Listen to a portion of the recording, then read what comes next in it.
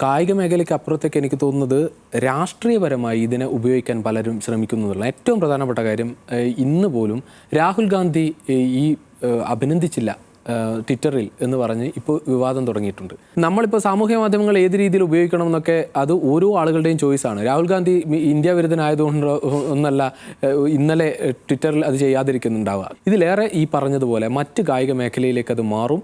ഇനി നമുക്ക് മനസ്സിലാക്കാൻ സാധിക്കുന്നത് ഏതെങ്കിലും ഒരു പാകിസ്ഥാൻ താരത്തിന് ഇന്ത്യൻ താരമോ അല്ലെങ്കിൽ ഇന്ത്യൻ താരത്തിന് പാകിസ്ഥാൻ താരമോ കൈ കൊടുക്കുന്ന ഒരു സാഹചര്യം ഈ അടുത്ത കാലത്ത് ഉണ്ടാകുമോ എന്നുള്ളത് വലിയ ചോദ്യചിഹ്നമാണ്. കാരണം അങ്ങനെ ഒരുപക്ഷെ ഈ കമൻറ്റേറ്റേഴ്സിന് അത് സാധിക്കുന്നുണ്ടെന്നുള്ളതെങ്കിലും നമുക്ക് ആശ്വസിക്കാം. കാരണം നമ്മളത് കണ്ടു ആ അർത്ഥത്തിൽ.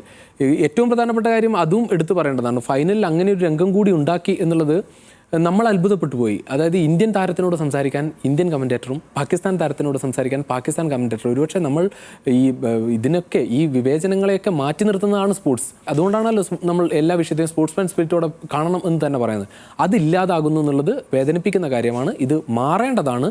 ഇവിടെ മാറും, ആര് മാറ്റും എന്നതാണ് നമ്മൾ ഇനി അറിയേണ്ടത്.